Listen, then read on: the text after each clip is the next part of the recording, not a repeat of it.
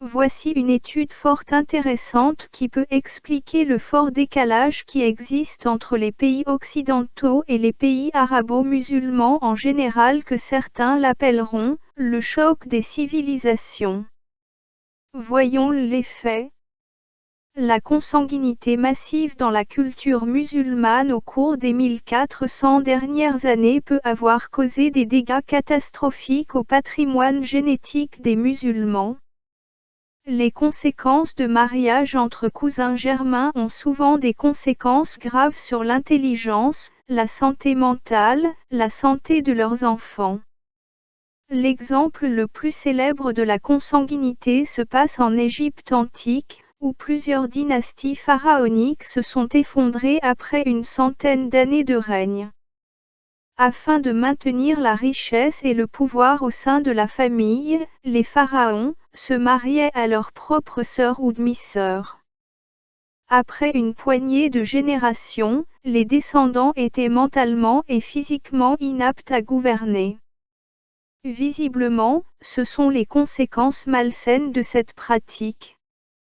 La culture musulmane pratique toujours les mariages entre personnes d'une même famille et ce depuis plus longtemps que toutes les dynasties égyptiennes.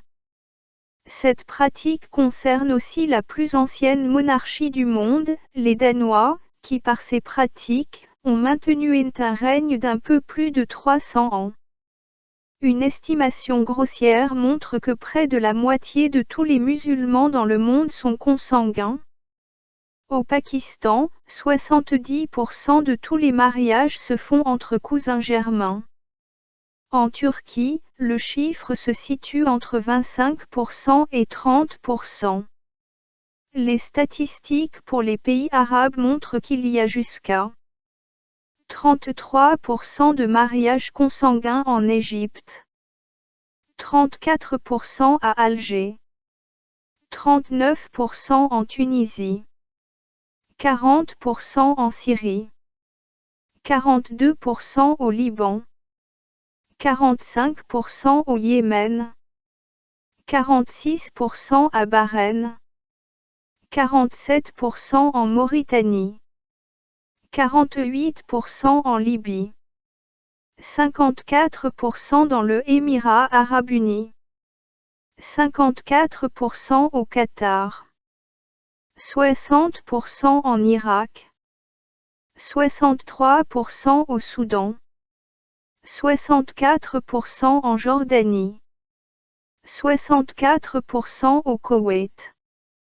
67% en Arabie Saoudite, et pour clôturer le tout, 80% en Nubie, région du sud de l'Égypte. Une grande partie des musulmans consanguins sont nés de parents qui sont eux-mêmes nés de parents consanguins, ce qui augmente considérablement les risques d'handicap physique et d'arriérés mentaux. Le taux des mariages connexes de sang est plus faible chez les immigrants musulmans vivant en Occident.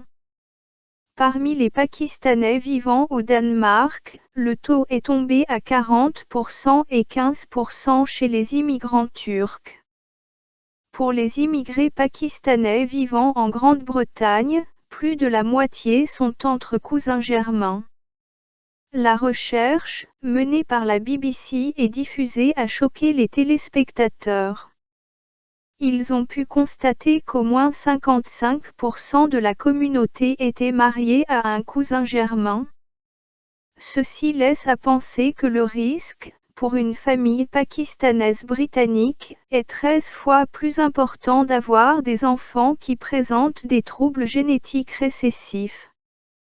En Occident, les pourcentages sont plus faibles parce qu'il y a moins de chances de se marier avec une personne de la même famille et parce que l'éducation pour la santé est incontestablement meilleure. Source disponible dans le descriptif plus bas.